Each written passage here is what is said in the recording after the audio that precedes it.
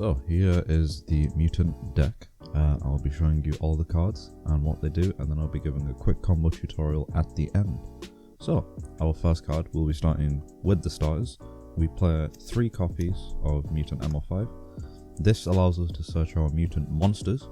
Also, all the mini mutants, including this one, can tribute itself and banish 1 card from your hand or field as cost to summon any of the level 8 mutants from your deck. Next we have Mutant ST46. This one allows you to add mutant spells or traps from your deck to your hand. Also has that same tribute and summon cost just like MO5 does. Now for our third mini mutant, we have Mutant. I don't know why Konami named it that. I think they just gave up on naming it. Oh well.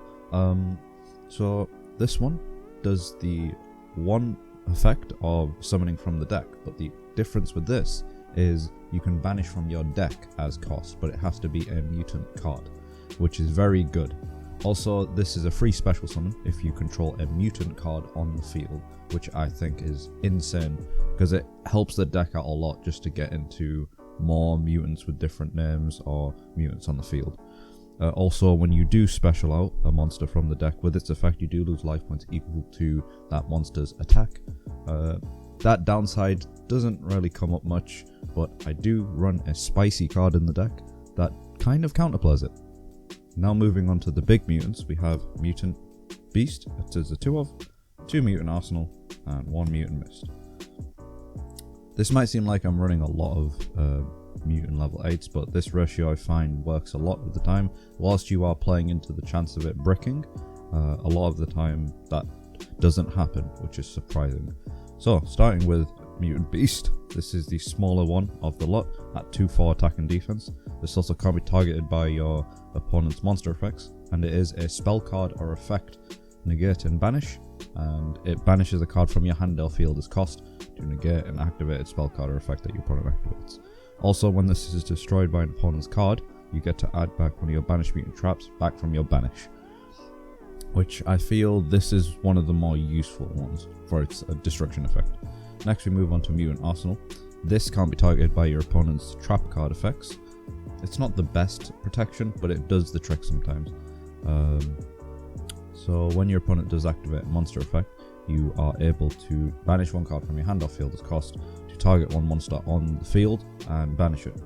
I feel this comes in quite clutch a lot of the times, especially if your opponent doesn't have targeting protection, because by the time you got this out, it usually is first turn. You're normally having Arsenal and Beast out, which plus a Mutant Cry, which then again for this deck is near full combo.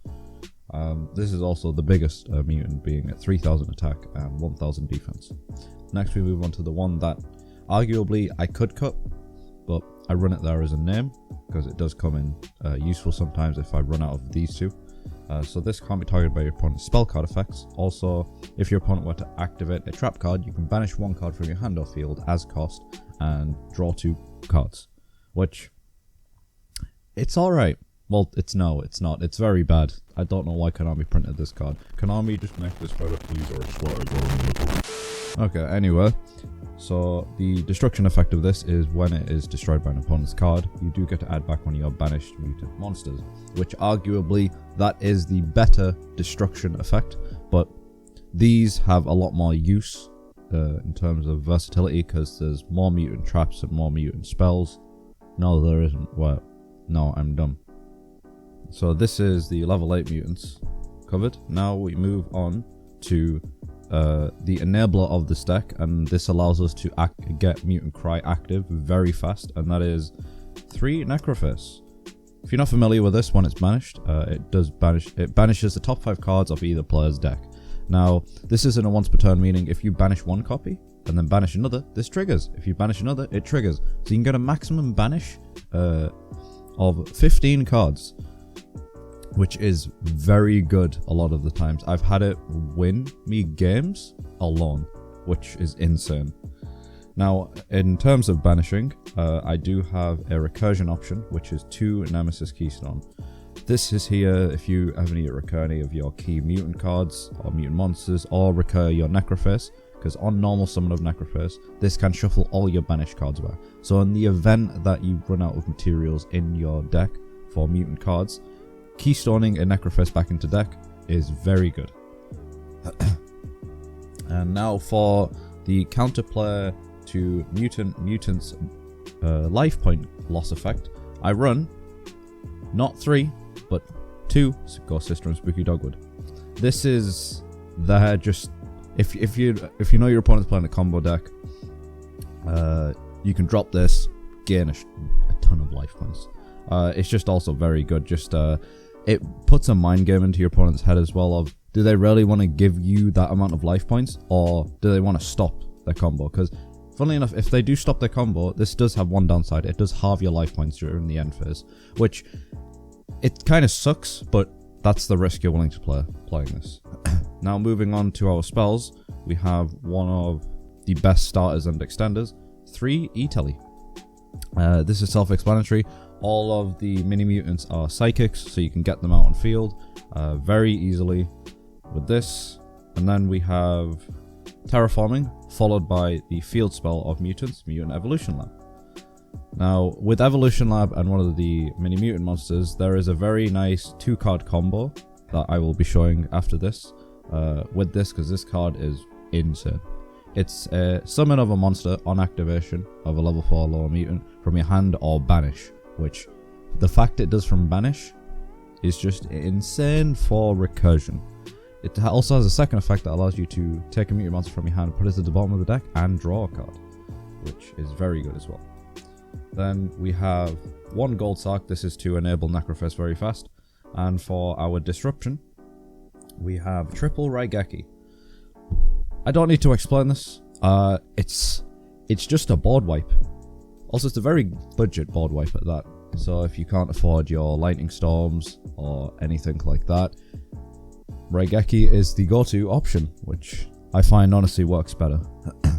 Now for our fusion spells and traps, we play 2 Mutant Fusion. This banishes materials from your hand or field to fusion summon, or if your opponent has activated a card or effect during your turn, you get to banish 1 material from your graveyard and deck instead, which it's basically branded opening. It's basically branded Fusion 2.0, but balanced. Now for the mutant traps, we have 3 Mutant Cry. This is a fusion trap by shuffling materials from your field, graveyard, or face-up banish. Then we have 3 Mutant Expansion. This is another way to get to your level 4 lower mutants very fast. On activation, you can either add or special summon a level 4 lower mutant from your deck. Also, whilst this is on field, because it is a continuous, if any of your level 8 mutants were to be destroyed by card effect, you can banish this from the field instead, which is very nice. And finally, to top off the cards in the main deck, we have a singular Macrocosmos. If you don't know what this does, any card sent to the graveyard is banished instead.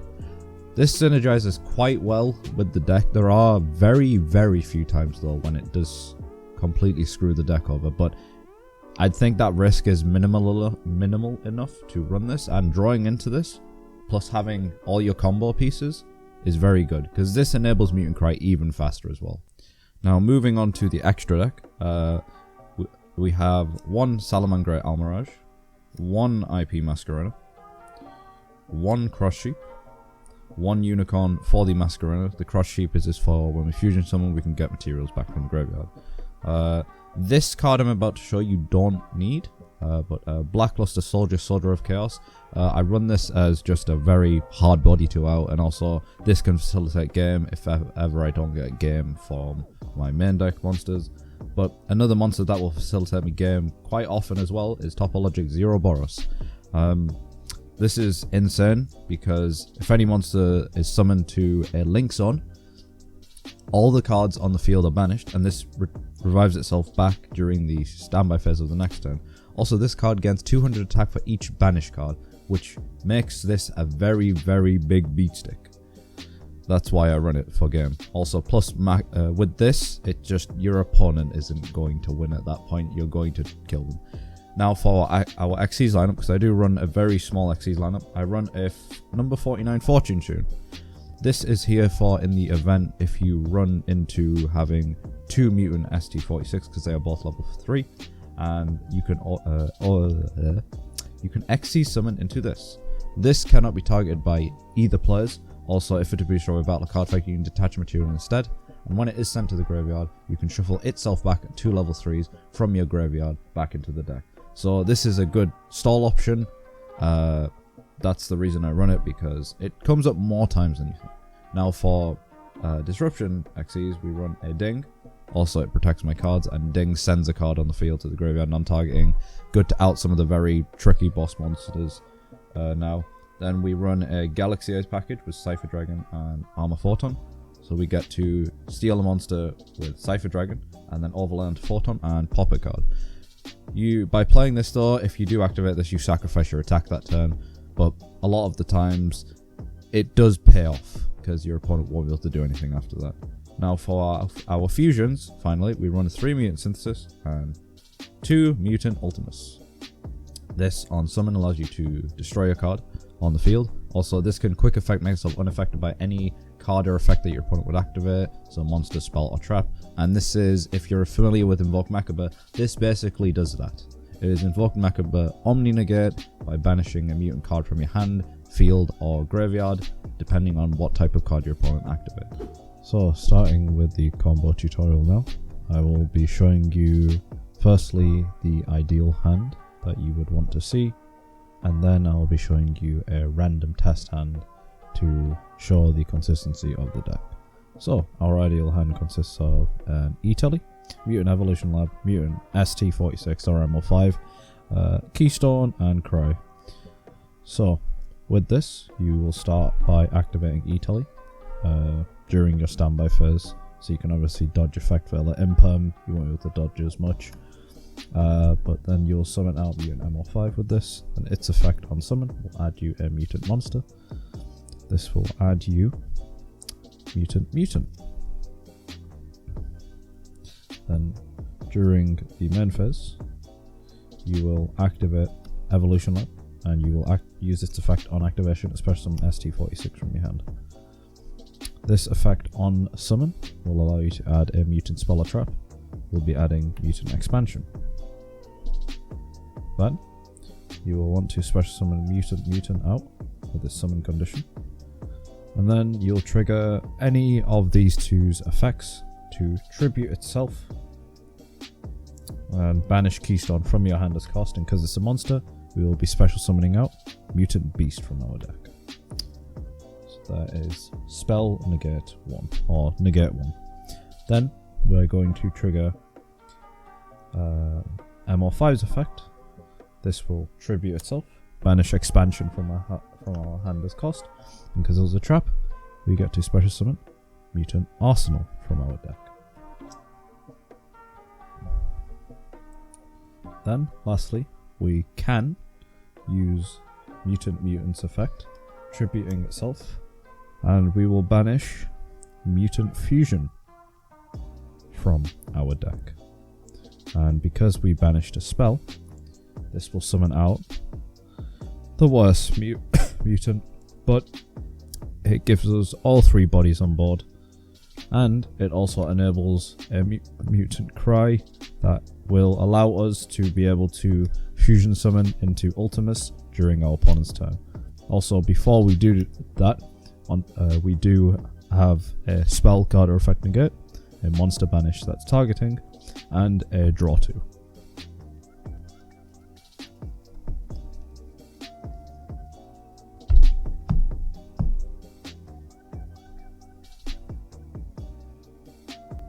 Okay, so now for a random test hand to show the consistency of the deck.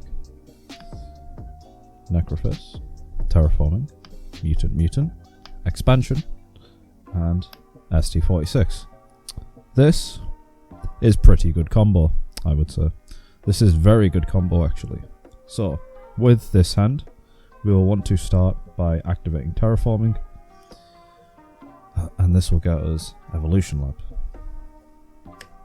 We'll then activate Evolution Lab and use the effect to special summon ST46 from our hand.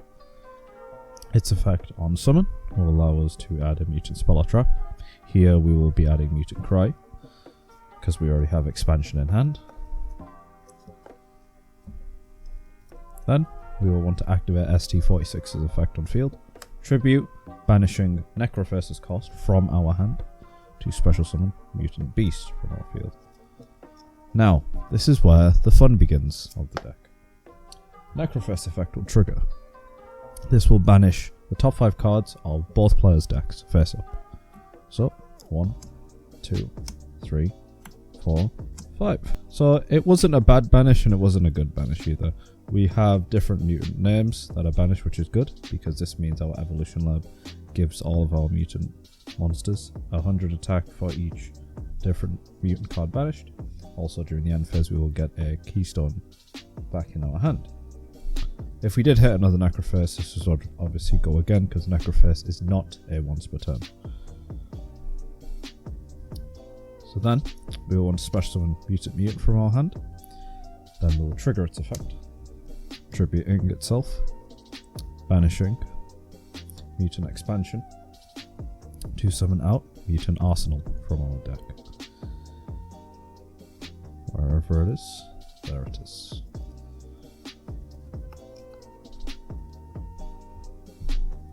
So then, with our 2 cards in hand, we will set them and we will proceed to pass.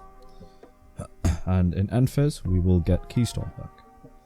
So during our opponent's turn, what we will do is we will activate Expansion and use its effect to special or add a level 4 lower mutant from our deck to our hand. In this instance, we will want to special summon. So we'll special summon MR5. Its effect on summon will add us ST46 or Mutant.